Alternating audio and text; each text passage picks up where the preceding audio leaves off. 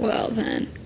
Hello, it is September 24th, 2025 at 3 p.m. and we are at the STOA International Architecture Firm to interview CC Lee for the Mapping Houston's Old Chinatown project at the University of Houston. Our interviewers include Daniel Killian, Arshia Yassin, Moody Yang, and Camilla Spencer, and Dr. Melody Lee. So Mr. Lee, thank you so much for agreeing to interview with us today, and let's get started. So you moved to Houston in 1983, correct? Yes. Okay. Yes, I started the business in 1983, yes. Mm-hmm. And what neighborhoods have you lived in Houston? I live in the city of Bel Air. Mm-hmm. I built my own house in 1989. Okay. So what motivated you to move and to build a house in Bel Air specifically? What? Well, that's my wife's. Yes, because that we used to live on the north side town, and my wife said because Bel Air High is a good school, so we moved down to Bel Air. So yeah, so basically to prepare our kid to go through Bel Air High. Yeah. Okay. And do you still live there? Yes. Do you like living there? Yes. I think Bel Air is a very convenient location. It's in and out, it's easy. Yeah. So yes. So we've been there since 1989. So 36 years now. That's a lot of years. Yeah. And Bel Air is obviously very close to New Chinatown. So do you spend a lot of time in New Chinatown? Oh yes, and I go to Chinatown daily.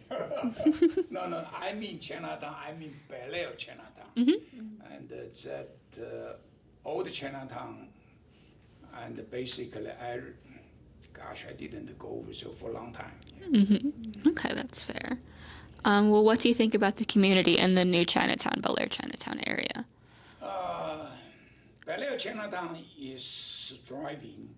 It's growing, continuing, and you can see just miles of basically Bel Air corridor between Highway 6 to 69. It's a whole corridor becoming so-called Asian town now. So basically, the Beltway 8 acted as a dividing line. On the east side of Beltway 8 is Chinatown. The west side is called Little Saigon. So it's more Vietnamese restaurant, supermarket, all that. Yeah. Okay. Well, thank you. So in Bel Air Chinatown, you've designed the Golden Bank Building, the Tio Chow Temple, and the Hong Kong Mall, correct? Yes, Hong Kong Mall, we did the master plan for it, and we did the Golden Bank, we did Southwestern National Bank, Cathay Bank, and the Tencho Temple. We also did that Turtlewood condo there, and we also did that Pines at the Bel Air is a assisted living and senior housing project on the Bel Air and the Derry Ashford.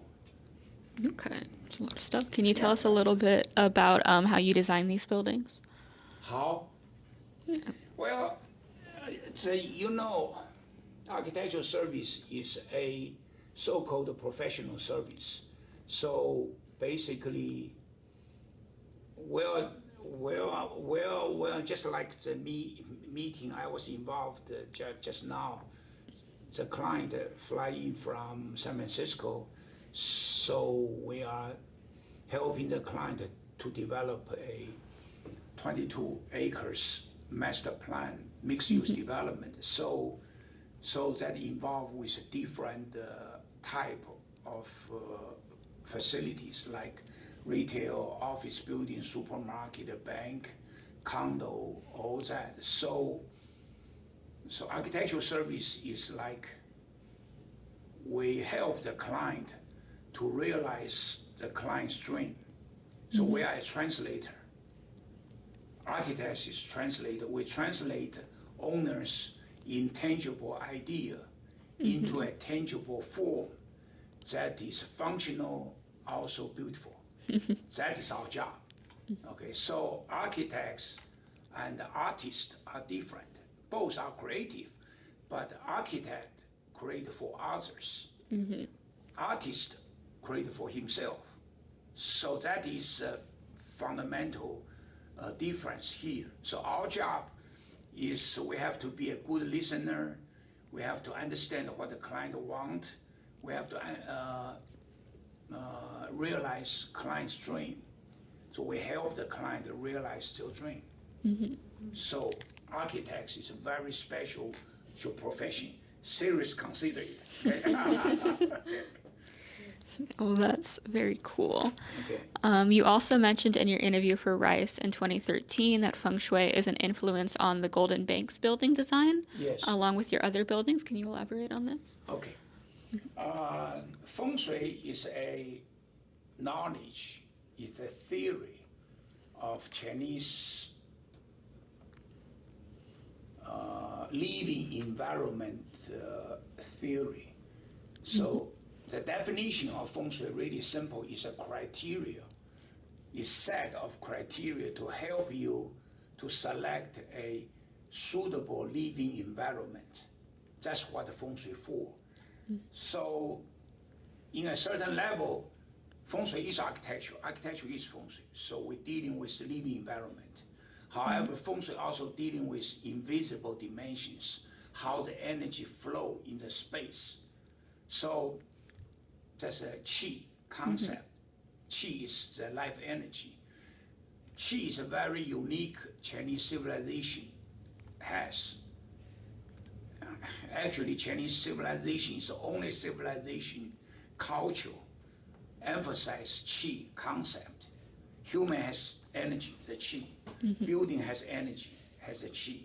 The land has energy. So the practice of Feng Shui is how you align your surrounding energy with your inner energy to achieve a balanced harmony. So then can help you to achieve your dream, your goal. The whole theory is how I apply the Feng Shui concept in my design, especially for the Chinatown area, how I pay attention on the color, material, orientation, even the number is representing energy. 1, 2, 3, 4, 5, 6, 7, 8, 9, 0, they're all representing different energy. So the concept of Feng Shui is based on the 5 energy. The water, wood, fire, earth, metal. So 5 element we call element, but the definition of this element is a different intention of the different density, intensity of energy. Okay, so basically different orientation representing different energy. So for example, north is a water energy, south is a fire energy, east is wood energy, west is metal energy. However, that energy also related to the color. So the north is a blue, black color, is a water color. South is a fire color. What's a fire color? Red, orange, purple, this is a red color. The east is wood energy, this is a green color. The west is metal. Metal color is what? It's white, gray, silver, gold, metallic color. So the color related to the energy. The number 2, okay, number 1 is representing water energy. So the right color for the north for 1 should be black or blue color. Okay, for example, 3 is the wood energy. So the color of 3 should be green color. Then 9 is a fire color. So the 9 should be red color. So when the building facing to a certain direction, that direction also representing different energy. So if your door is facing south, your door should be red color door because that's a fire energy.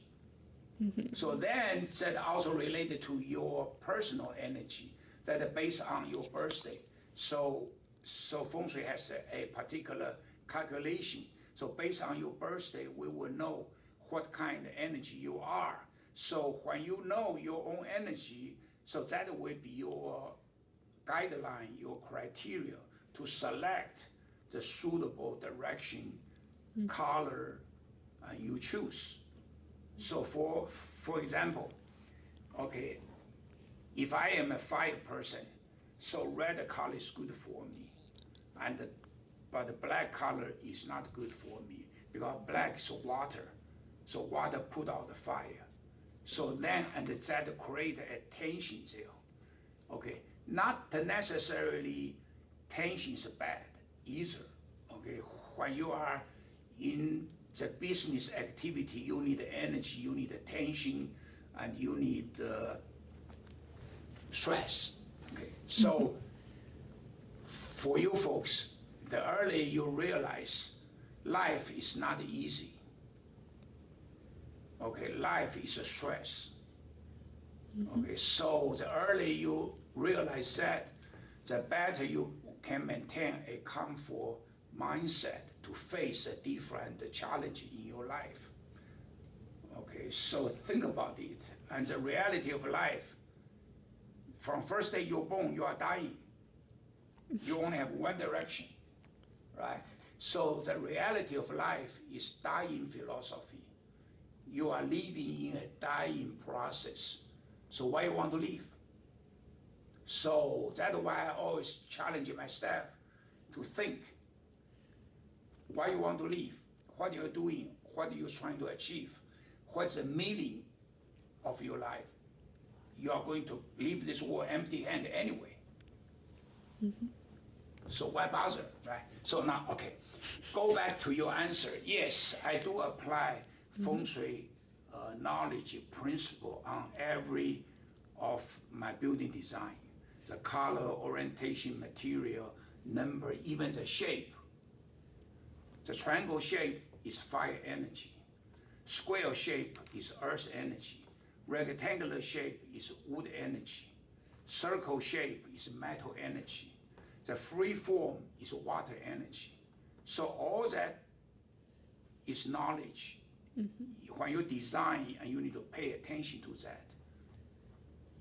Okay.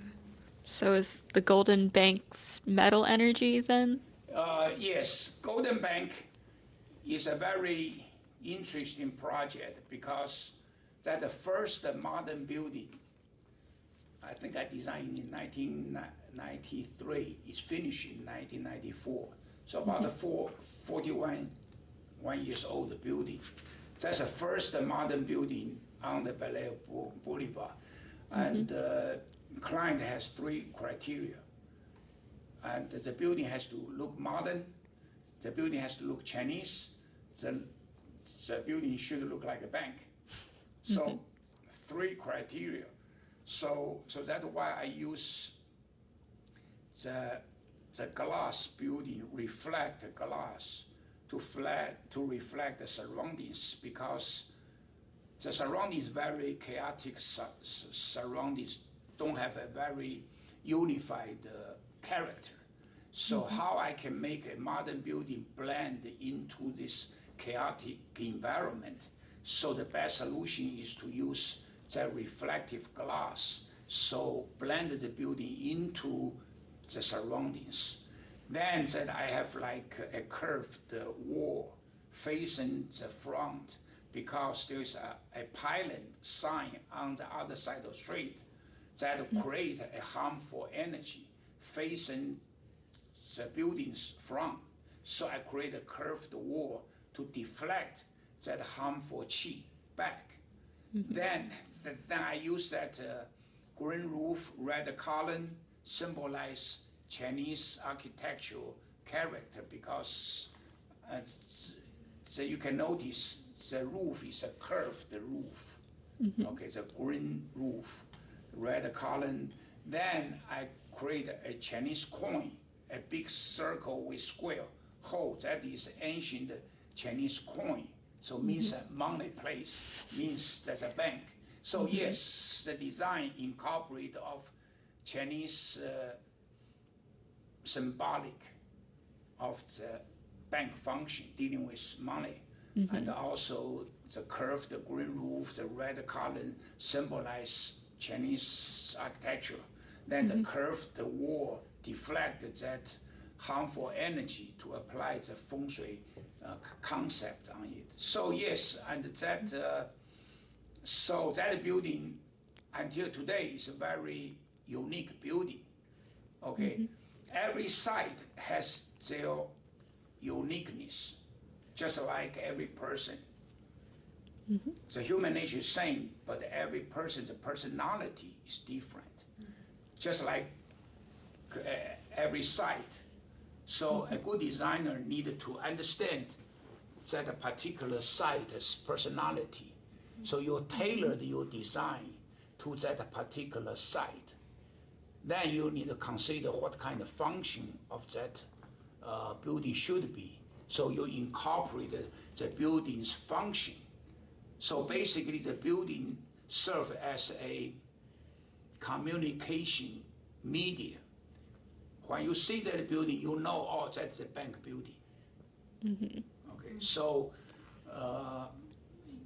yes, I think once you incorporate the feng shui knowledge, you can expand your vocabulary of your design.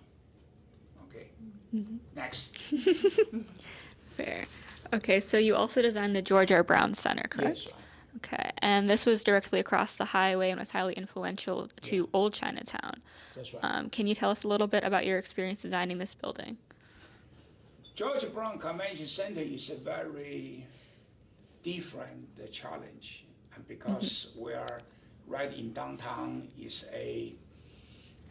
on the edge of downtown, and across the freeway from the old Chinatown. So from the urban design point of view, the freeway is just like a big wall, so separate the two different worlds. Okay, so downtown is representing modern business environment function, and old Chinatown is very ethnic living.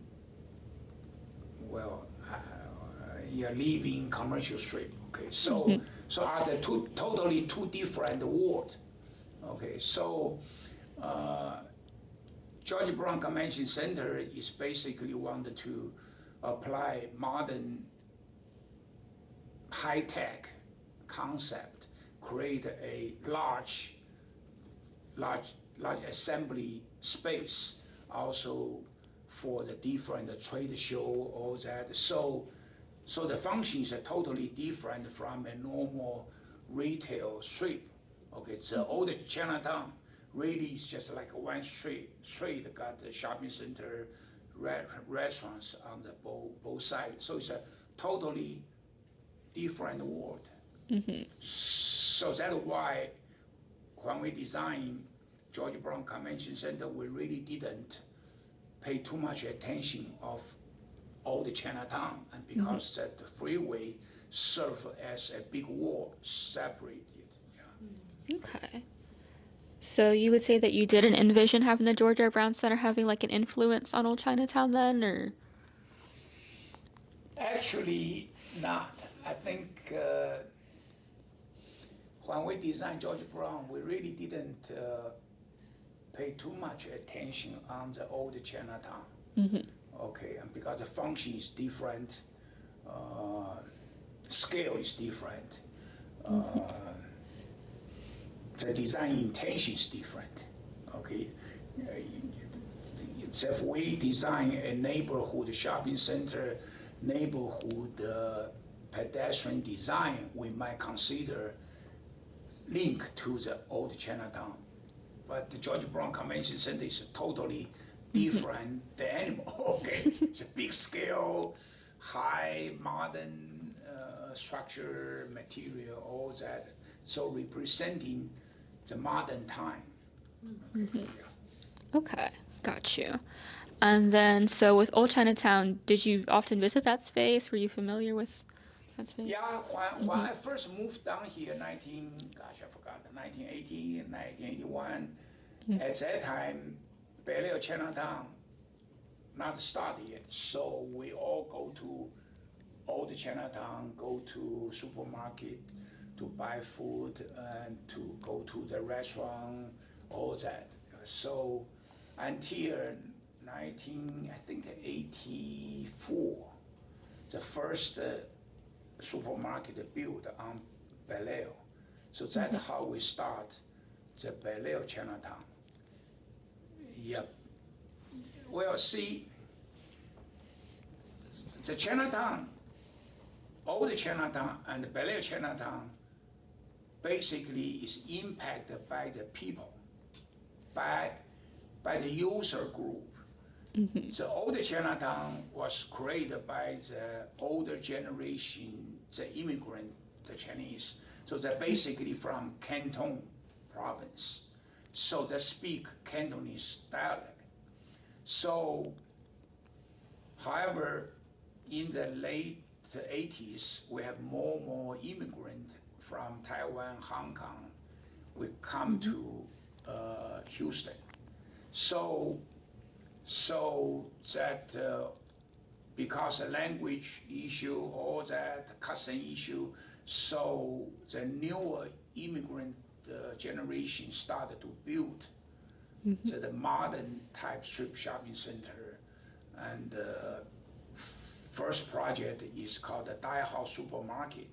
That is how started that Belle Chinatown. Then you got other shopping centers follow the suit. So now the whole Belle corridor started from highway from 69th Street to west, even past Highway 6 now. It's just a supermarket, a restaurant, shopping center, one after one. Yeah. Okay, thank you. Let's see. I guess, were you involved in any of the organizations in Old Chinatown? Yes, yes. Okay, I was involved into, gosh, a long time ago, late 80s. I think we even had a Chinatown Redevelopment Council, and that we even, I cannot remember, I think we even team up with U of H architectural school, and we try to do some kind of master plan for the old Chinatown, and also the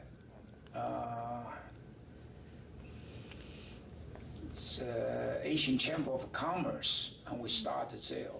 I think it's late 80s or early 90s, and we started in the old Chinatown. Then the first Chinese-owned bank started there too. Then, and we all went to move to Belle now. So now Belle and Beltway 8 in the, I would say, in the half-mile circle, we have like 8 to 10 Asian-owned banks there. There's a lot of banks there. Okay. Well, you mentioned the first bank. What was the first bank called again? I cannot remember the first That's bank's fair. name now. Yes, it's yeah, that got to, gosh, I forgot the name. That's fair. It's like what, 35 years ago. As I remember, it started early 90s. Okay. Thank you then. Oh, did you design any of the buildings in Old Chinatown? The old Chinatown? Let me think. That's a good question. Yes, we did some plan for the old Chinatown, and in fact, that the King Hung supermarket at the corner of St. Emmanuel and McKinney at the corner, and the blue roof. That was the old King Han supermarket. I think we designed in early 1990s. Okay, I forgot, 92, 93. So the building still there. However, the owner want to tear down, want to build a high-rise building. So I think that the King Han Mall, okay, I think it's only a Asian architectural building in old Chinatown left now. I think the rest is already gone. Okay, so yes, I think that is only old Chinatown left. Yeah. Okay. What year was that? Did you all work on that? Yes, that's what I mentioned to you. I think it's early 90s. I think Early it's 90s, okay. 92, 93. Okay, yeah. Long time ago. Very fair. Thank you. So, as you mentioned earlier, you've been involved in numerous organizations, including the Feng Shui Institute of Houston, which you founded, the Chinese Alliance Club, which you were past president of, Yeah. the Lee Family Association Club, the Asian Chamber of Commerce, which you were past chairman of, the Asian American Architect Engineer Group, and the Houston Chinese Chamber of Congress, which you were also past president of. Can you tell us a little bit about this work?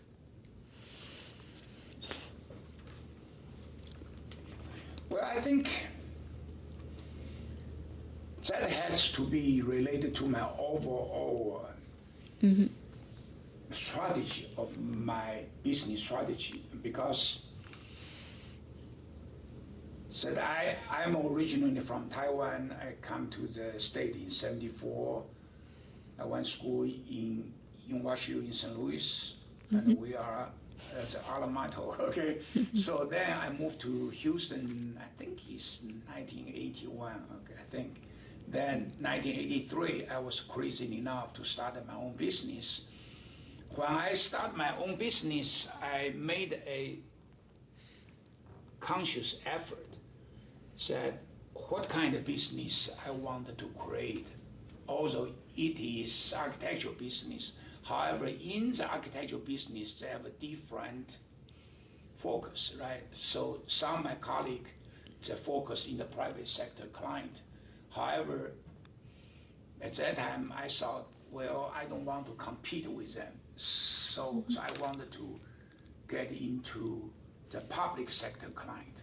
So we are the only Asian architectural firm specialized in the public sector client. So how I can access into the public sector, the mainstream clientele, versus the Asian community client, how? So I have to get involved into the Asian community to build myself reputation as an Asian leader, community leader, so I can leverage that to get into the mainstream.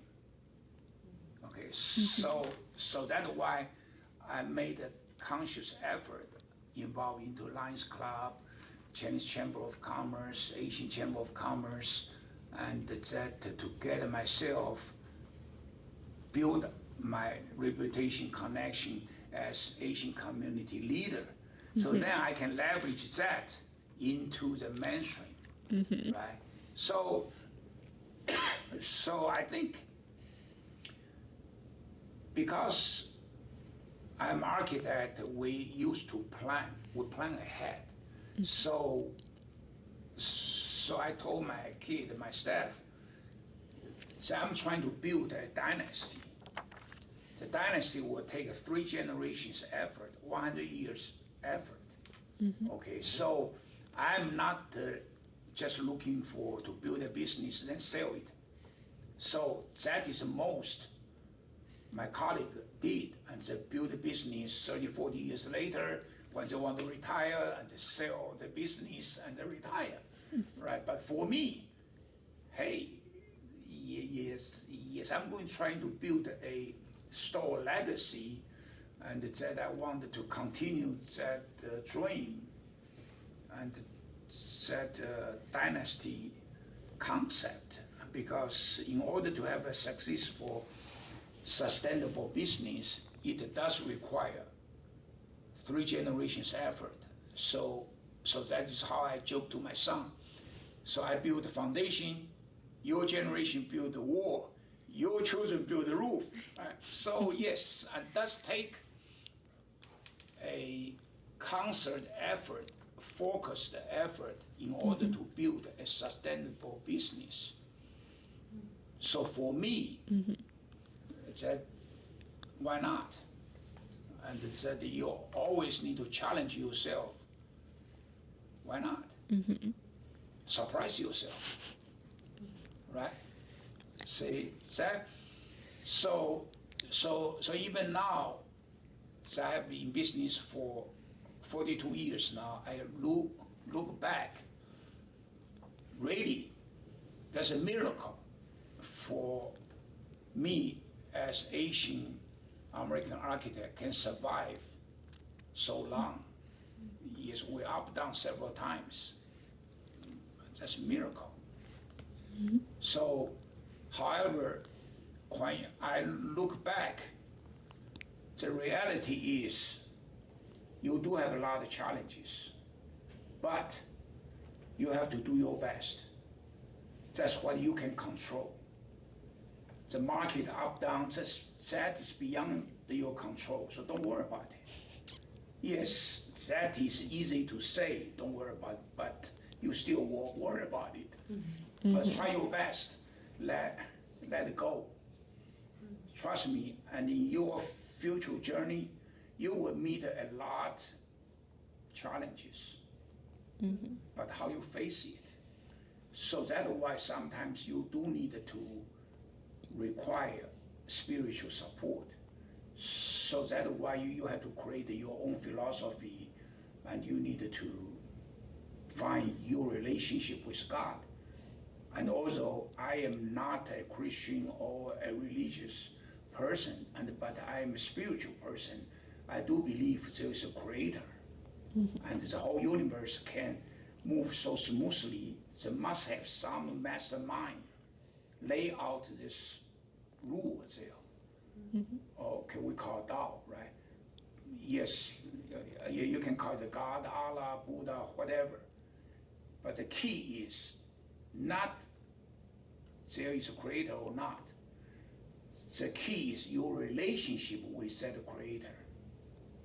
Your relationship with the creator. So my philosophy is God is my partner. Okay, I do my part, God will do his part. So if you don't do your part, trust me, God is not going to do his part. So yes, in order to be successful, hard working is given. But hard working alone doesn't guarantee you success. So there's something else beyond your control. That is what you got to rely on the higher power. Okay, yes, and you can say God help you or whatever.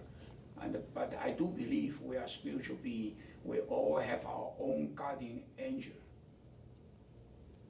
Where somebody said, you have another you in a different dimension. Okay, so, but the reality is you have to build your own belief. Okay, next. Fair. Okay, I have like one more big question. I Sure. forgot a question earlier that we're going to go back to. So the Lee Family Association is one of the organizations you've been involved in. It's one of several family associations in Houston. Yes. I was wondering if you could tell us a little bit more about the associations and how they work. Lee Family Association is a very old association. And you know, in the late 19th century, when U.S. built that transcontinental railway, we hire a lot of labor from China and to build those railway. When the railway finished, and all those laborers need to leave, right?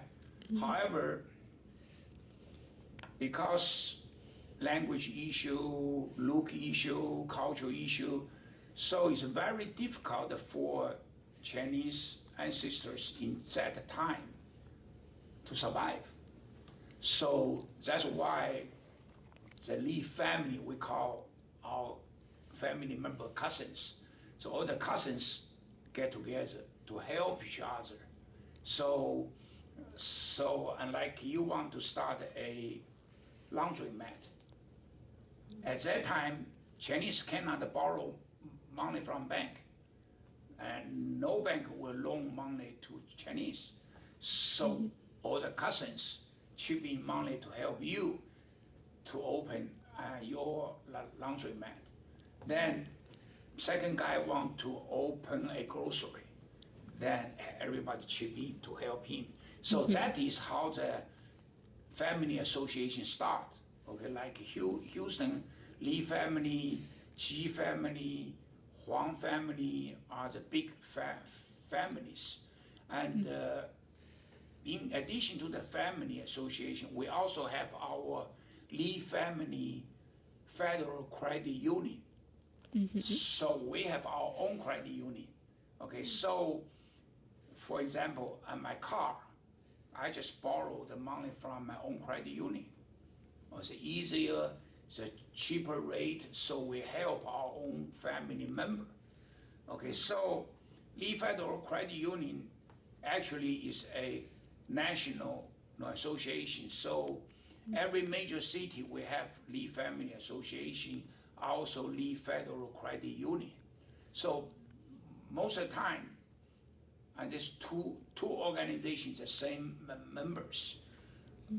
So yes, I was the president of the Li Family Association, also Li Federal Credit Union before. So we have a branch in Washington, D.C., New York City, San Francisco, Boston, Houston, Chicago. Yeah, we all have our own family association and the Federal Credit Union. So yes, and that is very helpful for the young immigrant because they don't have credit. So very difficult for them to buy a car. Okay, so yeah. Makes sense. Well, that's very helpful for everyone. So do the associations work with one another at all? So what do you mean? Oh, like, so in Houston, do the Lee families and the Kwan families work together to like host events? Oh, okay. Yeah. We said used to be the tradition is every Lunar New Year, every family has the New Year party. Okay, so every family will have their New Year gathering. So we invite other family representative like their president to be our guest to join our Li family New Year banquet. So yes, and like Ji family, Huang family, Chen family, we also invite them. So by vice versa, they also invite us to attend to their New Year banquet too. Yes. Okay, cool, good. And the question that I forgot. So Dr. Lee has mentioned that you once knew Bobo Lang. Is this true? Bobo Lang, yes. Can you tell us a little bit about him? Oh, okay. Bobo Lang is a pioneer in the old Chinatown. I would say he is one major figure in the old Chinatown. I think he also owned a strip shopping center at that time, that at the heart of old Chinatown. He's very influential. Also, he's well connected. He representing all the Chinese community with public figures very well, with the mayor, the county judge, commissioner. So he's yes, a Chinese community leader and dealing with the mainstream community very well. And I learned a lot from him, and he actually teach me how to get involved into the political process. So how you involved into mayor's election and the county judge commissioners election. So it's fun, yeah. Fair enough. And were you at all involved in his revitalization campaign for Old Chinatown? Yeah, I think so. Yeah, well, as I mentioned before, and that we were involved into that old Chinatown revitalization plan. However, unfortunately, that plan was never carried through. And that I remember at that time, I was working with Dan Neep, and Dan Neep was the founder of Asian Chamber of Commerce, and he's about my age. However, he passed away, gosh, I forgot, 10, 15 years ago. So at that time, he worked with Bao Liang, is trying to build a Chinatown gate. Okay, I remember I also provided some conceptual design of that gate, and we even got some tire donate from China, and because at that time, Dan Neep was the president of Houston Shenzhen Sister Cities Association. I think we got some tire donated by the city of Shenzhen. So unfortunately, Danny passed away, I forgot, 15 years ago. So that gateway project never realized. Then, I cannot remember if Bao Liang passed away first. Yeah, I think it's Bao passed first, and then Danny passed away. So the Chinatown Gate deal dead. Okay, now and we even have new talk now, want to build a new gate in the Bel Air Chinatown now. So we will see. Okay, fair enough. Do y'all have any other questions?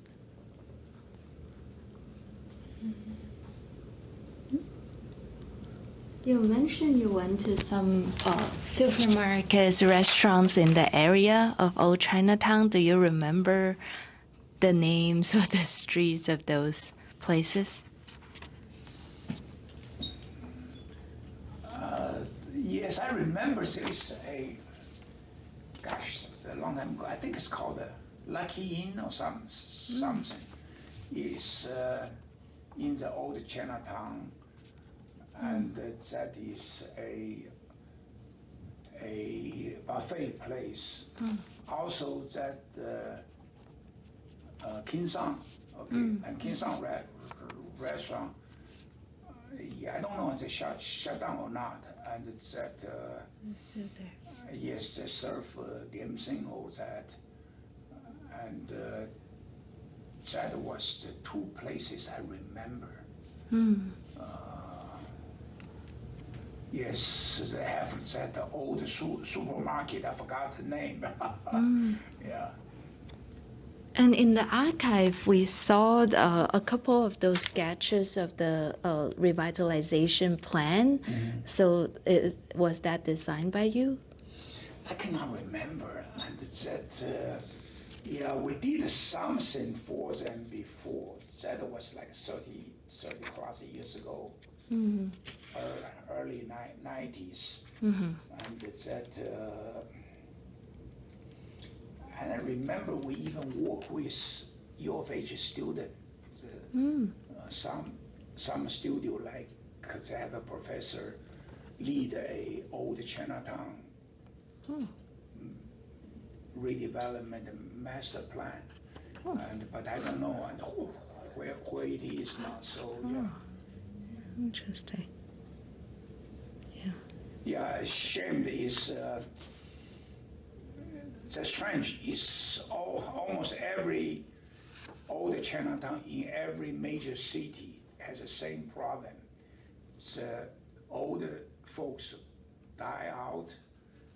The younger generation didn't stay in the same place. Right. So then the new immigrant from China, from Taiwan, so they don't stay in the old Chinatown and go to the newer area like the suburban, like Sugarland, Katy, start a new Chinatown.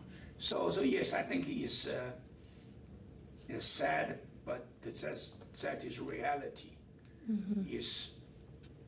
Is the older generation die out, the younger generation doesn't have the same, yes, I won't say passion, I think it's, the need is different.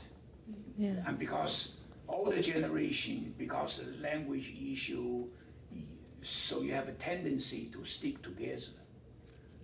But the younger generations, they don't have language issue, so they don't necessarily need to stay in the same area. So that's why a lot of people move to the Sugarland, Katy, Richmond, right? So that's a reality. Okay, just like Cabello Chinatown now, we have all the commercial functions there. However, people don't actually live there. Okay, all the people live in the suburban. So basically, they only go over there during the weekend to do the shopping, go to the restaurant. So yes, so basically, that's a reality because people's lifestyle force the old Chinatown die out because it's different need now. So same thing, every family association also facing the challenge too. Okay, like my generation, we still involved into our Lee Family Association, credit union, but younger generation, they don't need it. So fortunately, my son generation, they can still appreciate the old generation's idea. So my son still partially involved into the family association, but I'm pretty sure his younger generation were never involved, and because they don't have the need now. Right. So that challenge is not only the old Chinatown issue, it's all the families got the same problems. The younger generation doesn't have the incentive to get involved. Time changed. Yeah. Okay. Wait, so with this change in intergenerational culture, how do you plan to keep your dynasty for the Stoa architecture group? Good question. I think the challenge is you got to let them buy in your idea. So for my son, even my grandchildren, if they don't buy in the original idea, the dynasty will not last. So that's why as I always say, in order to create a sustainable dynasty, and you have to have a philosophic base. So what is Stoa architect means. By the way, and this is actually the ancient Greek sword, it's colonnade. Ancient Greek colonnade called Stoa. That's the architectural meaning. But on the philosophical level meaning, The Stoic is ancient Greek philosophy called Stoicism. The birthplace of Stoicism, okay, is from Stoa. Okay, then on the business level, that STOA stands for Superb Team of Architects. So got 3 levels meeting. So you create that meeting. So you let your staff, your younger generation buy in on this meeting. So we are doing something unique. So why? Because Stoa has a very unique philosophy. Actually, Stoicism is a foundation of the modern society. The Stoicism emphasizes virtue, persistence, discipline. Really is, bottom line is responsibility, the personal responsibility. That Stoicism emphasizes logic, rationality, in order to have virtue. Once you got virtue and you got to realize, in order to achieve something, you have to be persistent. In order to be persistent, you got to be discipline yourself. So if you don't discipline, you cannot achieve.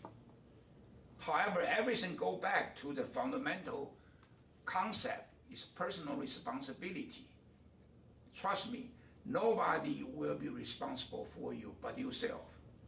You are responsible for everything happen to you. Okay, no matter good or bad, it's all from you. So how you can be a successful person, successful being, is from your thought. Thought is everything. So if you think you are successful, you are successful. Or some people is very, well, I won't say negative, but it's very reserved, very conservative. Okay, that's okay. Everybody needed to understand who are you, your own personality, your strengths, your weakness. Then take advantage of your strengths, avoid your weakness, and also have empathy. So everybody, we are all human beings. Human nature is same. So we got to appreciate every person's strengths, weakness. So really, that is the foundation of Stoicism, is emphasize your personal responsibility. If you are responsible to yourself, you will be responsible to your client, your colleague, your community, your society, even the whole humankind. So then your life journey will be fulfilling. So when you are taking your last breath, you will tell yourself, said, wow, what a journey, right? So you at least feel you achieve something that beneficial to others, well, what was not yours, okay, because you are going to leave this world empty-handed anyway. Right. So yes, I will challenge you, younger generation, really think, who am I, where I'm coming from, where I'm going, then why? Why you want to be like a psychologist, right? Okay, and why you want to be in the marketing, right? And that, well, I forgot yeah, right. So why? Okay, said because yes, you guys still young and you have like 70, 80 years to go, right? So yes, and to build something unique, can last, you got to have a reason. So basically you have to create a story. That story, not only yourself to buy in, other people need to buy in too.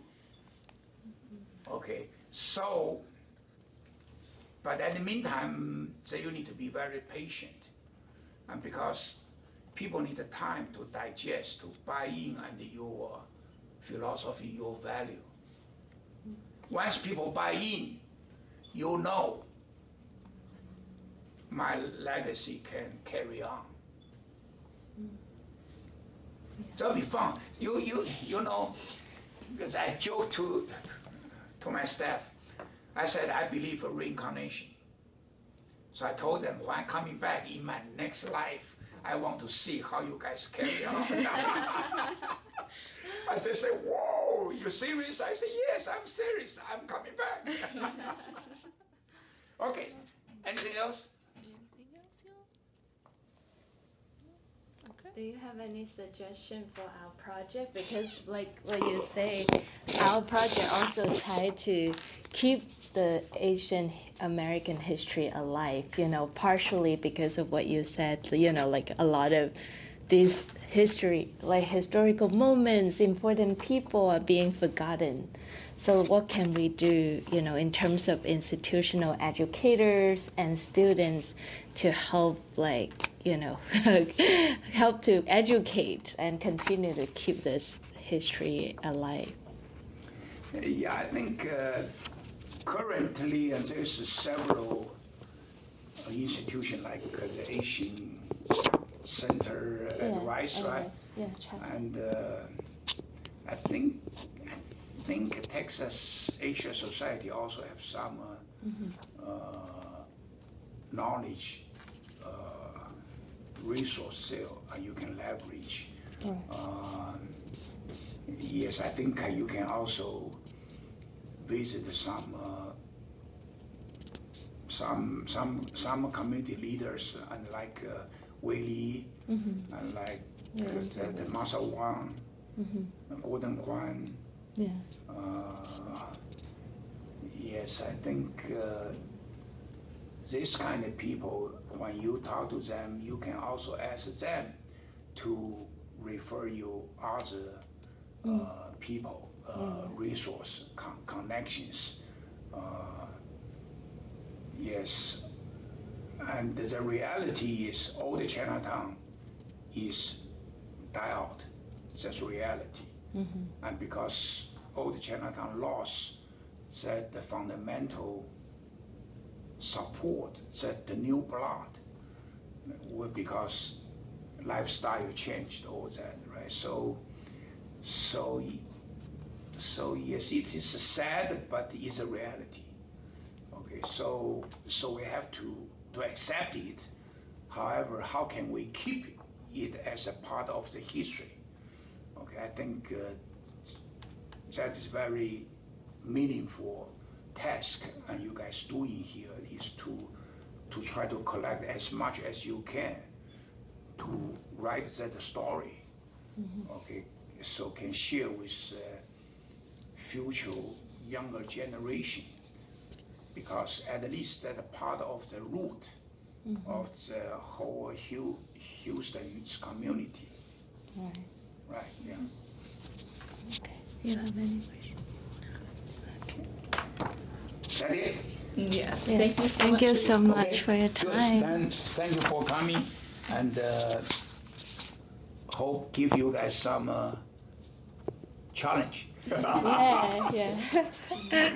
You can see them again in a few years.